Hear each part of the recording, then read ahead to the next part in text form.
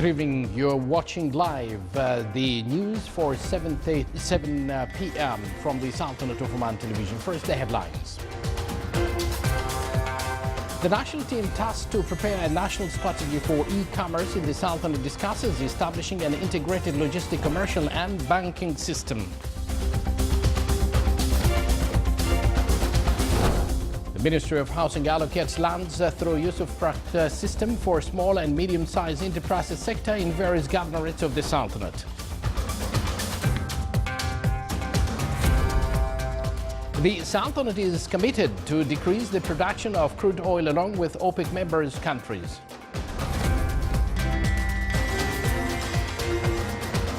The Ministry of Agriculture and Fisheries Wealth confirms the arrest of 40 expatriates who violated the law of fishing and protection of marine wealth.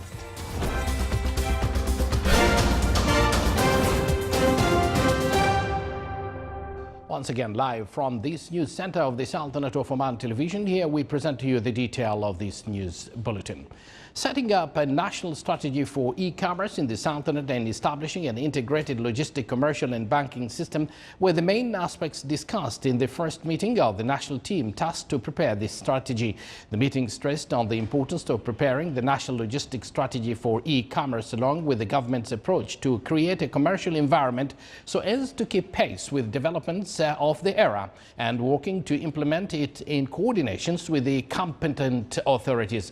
The team is assigned to come up with a work plan for strategy and a timeline for its implementation beside determining responsibilities that the different authorities from the public and private sectors, in addition to estimating the cost that will be borne by the public and private sectors. Oman Logistics Center will administer the preparation and following up the implementation process of the strategy.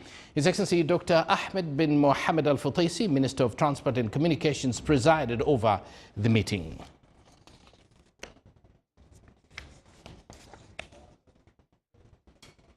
The Minister of Housing allocated a group of commercial and industrial lands in the Yusuf-Prat system for youth and categories belonging to Raft Fund as well as entrepreneurship in various governorates of the Sultanate. The allocation of these lands came within the facilities and incentives provided to small and medium-sized enterprises so as to play their role in enhancing the national economy and providing job opportunities for national manpower.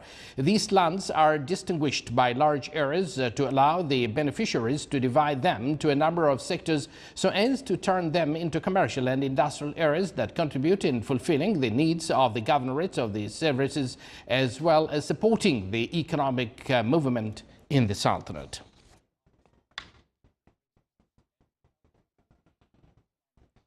Discussing aspects of bilateral cooperation between the Sultanate and Turkmenistan and means of supporting them in different fields was at the core of discussions during the session of political consultations held between the two countries in Muscat. During the session, the two sides exchanged points of view on a number of regional and international issues of mutual concern. The Sultanate side was presided over by His Excellency Ambassador Dr. Mohammed bin Awad Al Hassan, charged the affairs at the Ministry of Foreign Affairs for Diplomatic Affairs, whereas the Turkmenistan side was presided over by His Excellency Berdi Niyaz Miativ, Deputy Minister of Foreign Affairs. The Sultanate is committed to decrease the production of crude oil along with OPEC members countries so as to reduce the global reserves and to find balance in the quantities offered. The month of September 2017 witnessed the return of demand on Omani crude oil by buyers from Taiwan. Meanwhile, the statistics showed that the Sultanate's production of crude oil in September 2017 reached 29.1 million barrels with an average daily production of 967,000 barrels. The quantities exported outside during the same period exceeded 22,714,000 barrels. On the other hand, the Minister of Oil and Gas clarified the continuous decline in the percentage of Chinese imports of Omani oil during the last 4 months. It is still occupying the largest share of the total Omani crude oil. The imports of Japan and United States recorded an increase.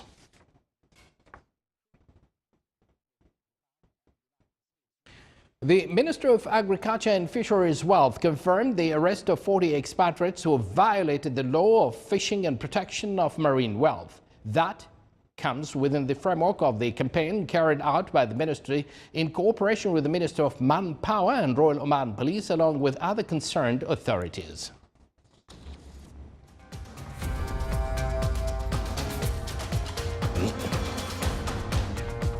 You're watching the Sultanate of Oman television, and still to come in our news bulletin. The Omani Products Exhibition OPEX 2017 concluded in Algeria, highlighting the quality and variety of Omani products.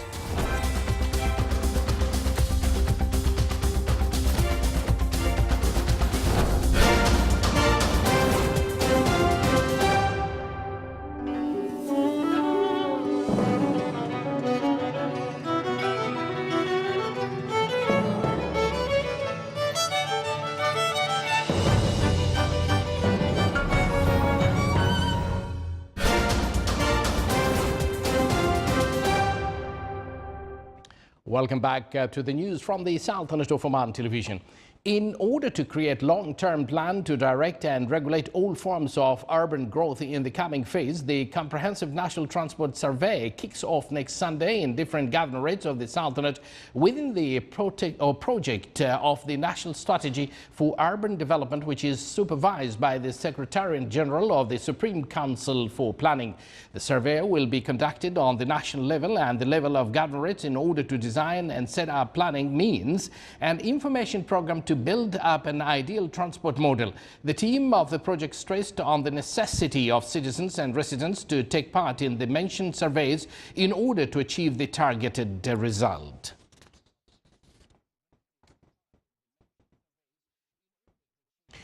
The real estate trading in the Sultanate exceeded 189 million Omani Riyals during last September. The collected fees reached around 5 million Riyals. The Governorate of North Al Bathana recorded the highest rate in sale transactions compared to the rest of the governorates of the Sultanate. The number of ownership deeds issued during last month reached more than 11,300, including around 2,707 deeds for Gulf citizens. In terms of the number of Gulf owners in the Sultanate, Kuwaiti citizens came in the first place with 78 owners representing 63% of the total number, followed by United Arab Emirates citizens with 30 owners representing 24%. Oman Housing Bank obtained the Innovation and Excellence Award for the current year from the Arab Banking Union. The award was given in appreciation of the effective role played by the bank in serving the citizens and its contribution in the urban development of the Sultanate over the last years. The award was received by General Manager of the bank, Adnan bin Haidar bin Darwish, during the ceremony held by the Union in Jordan.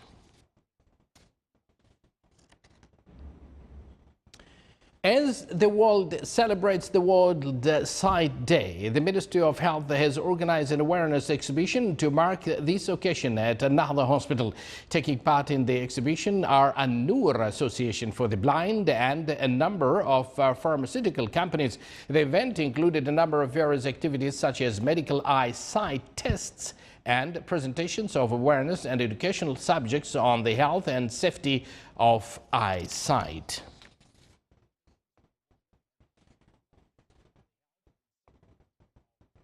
With the aim of marketing small and medium-sized enterprises (SME) and benefiting from international expertise in this field, the Omani industrial companies concluded their participation in the Omani Products Exhibition OPEX 2017, which was held in Algeria. The four-day exhibition highlighted the quality and variety of Omani products, its international specifications, competitiveness, and ability to meet the needs of the Algerian market in upcoming development phase. It also aimed to create new markets and expand market share of Omani products, which include agro-food, building materials, industrial goods, furniture and fixtures, electrical and electronics, and health medical products. The event is a great opportunity for networking with the Omani government authorities responsible for promotion and exports development of Omani products.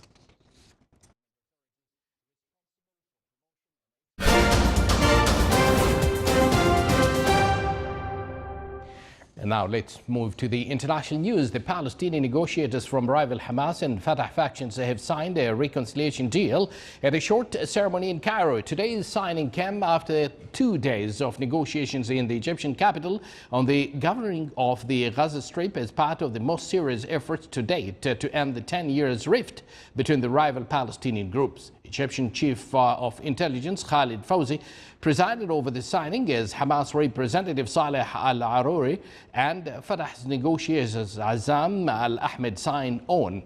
Al-Ahmed told reporters after the ceremony that there has been full agreement to empower a national unity government to assume its full authorities in Gaza.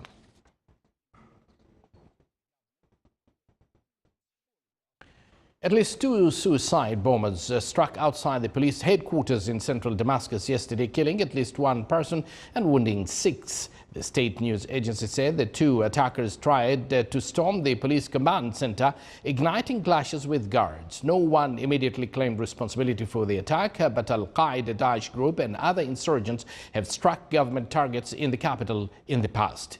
A similar attack on a police station in a nearby districts last week killed 17 people. That attack was claimed by the Daesh group. Now, all the way to Europe, the European Union's Brexit negotiator said today that little progress had been made with the UK in a 5th round of talks on the country's departure from the European Union in 2019, and that he cannot yet recommend broadening negotiations to include trade. Michael Barnier said that despite the constructive spirit shown in this week's negotiations in Brussels, we haven't made any great steps forward on the question of how much Britain has to pay to settle its financial commitments. He said, we have reached a state of deadlock which is disturbing. Barnier said that 2 sides would work to achieve sufficient progress in time for a meeting European Union leaders in December. Britons must leave the European Union on March 29, 2019, but the negotiations must be completed within about a year to leave time for European Union states' national parliaments to ratify the Brexit agreement.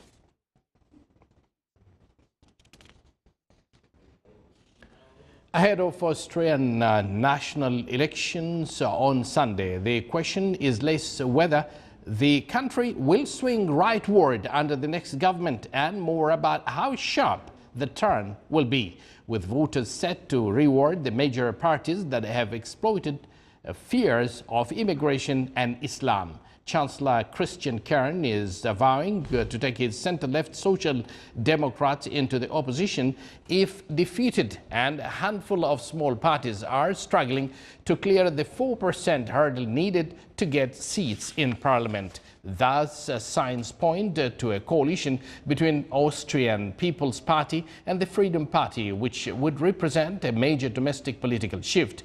Because the right-wing Freedom Party is strongly Eurosceptic, such as government could present a new challenge to moderate European Union governments shortly after Germany's anti-migrant and European Union critical Alternative for Germany party gained federal parliament seats for the first time.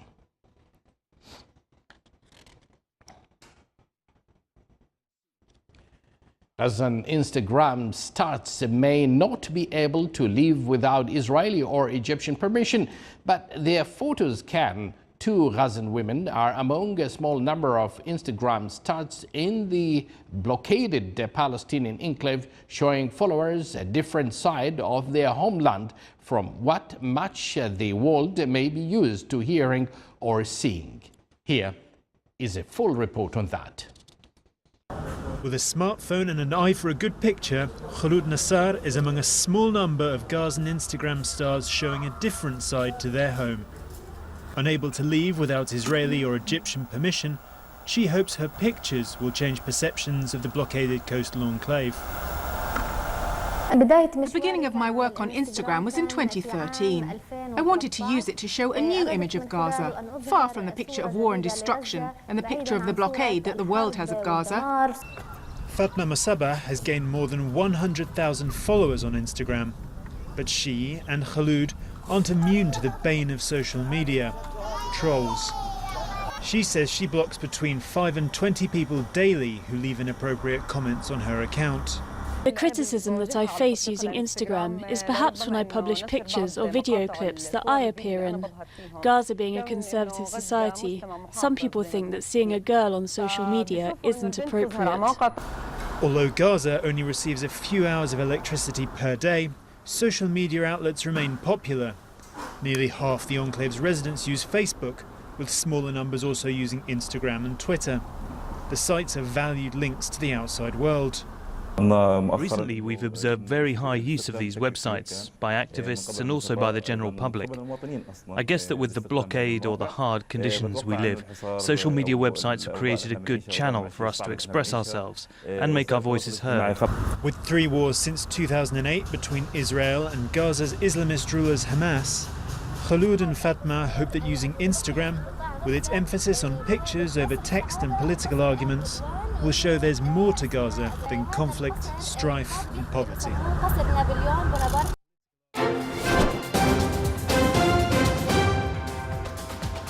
Let's hope the world will get that message from those Instagram.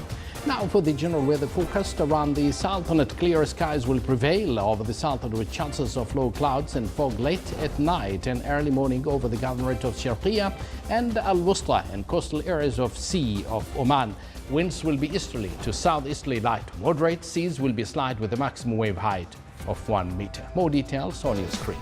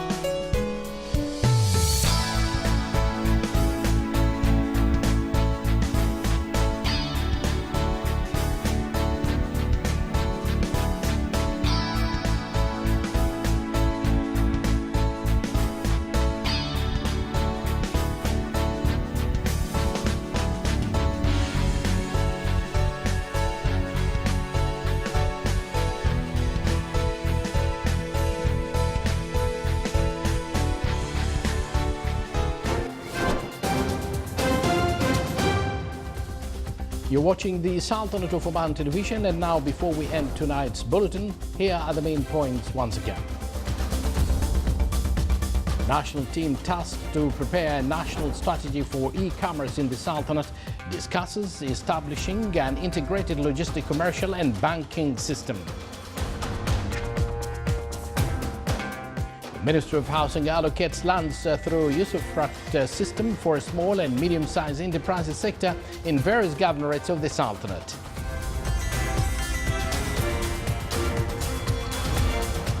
The Sultanate is committed to decrease the production of crude oil along with OPEC member countries.